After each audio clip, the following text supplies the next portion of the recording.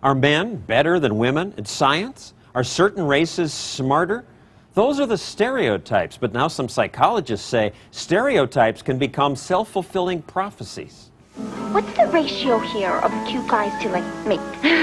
Ever see this ad depicting a ditzy woman trying to get into college? What are your plans for the future? Like, when are the homecoming queen elections? One study showed that women who watched ads like this before taking a math test scored 38% lower than women who didn't see the ad. The Kaplan Education and Test Prep Company helped us run similar tests.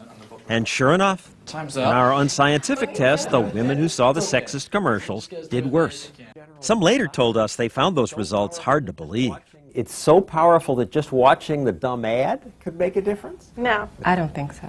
The women in your group did worse. The only way for it to work is that you have to internalize it. I guess you don't know what's really affecting you, which is creepy in and of itself.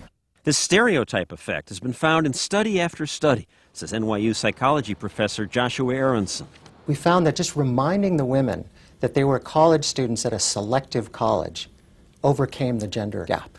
However, when we remind them that they're women, the gap widens. You tell Asians that, remember, Asians do well in math?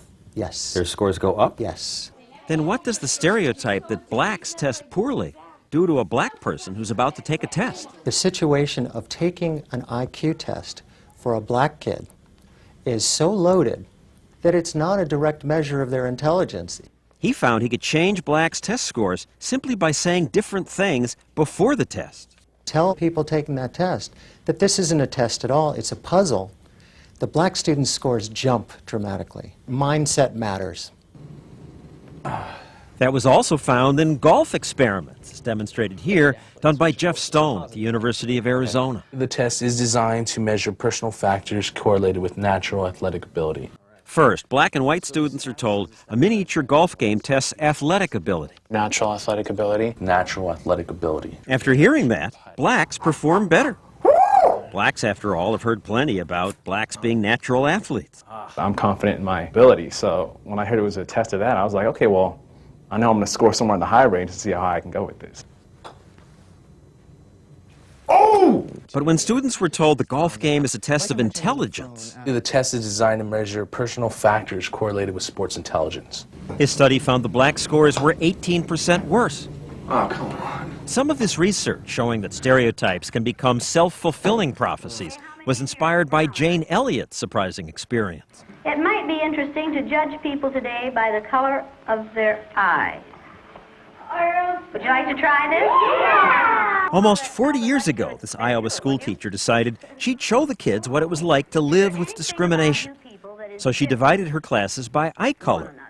ABC happened to be there to film one of her tests. I mean, the blue-eyed people are the better people in this room. Oh, yes, they are. This is a fact. Blue-eyed people are better than brown-eyed people. She had the so-called inferior brown-eyed group wear these identifying collars. She told them they were lazy and slow and they'd have shorter recess. Brown-eyed people are not to play with the blue-eyed people on the playground. The kids' behavior soon changed. Brown-eyed kids were miserable.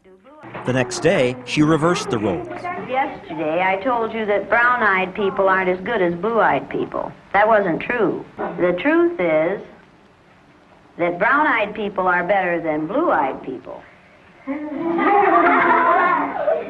Then she gave them a flashcard test. Okay, you want to be timed this morning?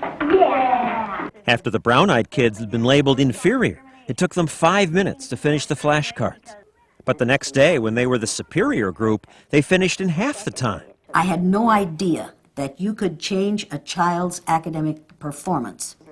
It never occurred to me that that would really work. On the day the kids were on the top, their academic performance was better than it had ever been before in my classroom. You went faster than I've ever had anyone go through the card pack. When you're told you're superior, you act up to that. But the children she treated as inferior that day did much worse.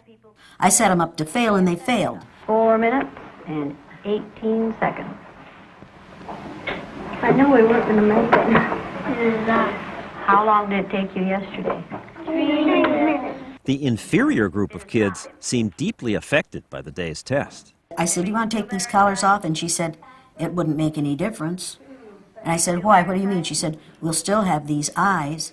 Honey, it isn't my fault you're stupid. Today, Elliot does this exercise with older students, again discriminating against half the class based on eye color. Would you like me to go get my paper and pencil? I wouldn't like you in any way, shape, or form. They know it's just an exercise, but being treated as inferior still has a powerful effect. Persecuted her for standing out. doing it again. Persecuted him for standing out.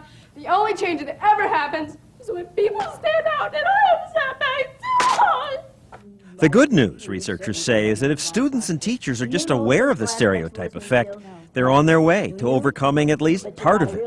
And if you aren't aware, you'll let it happen, and you'll take that in, and it will become part of your psyche. You don't have to take it in. It's time to kill the stereotypes. Does the color of eyes that you have make any difference in the kind of person you are? No!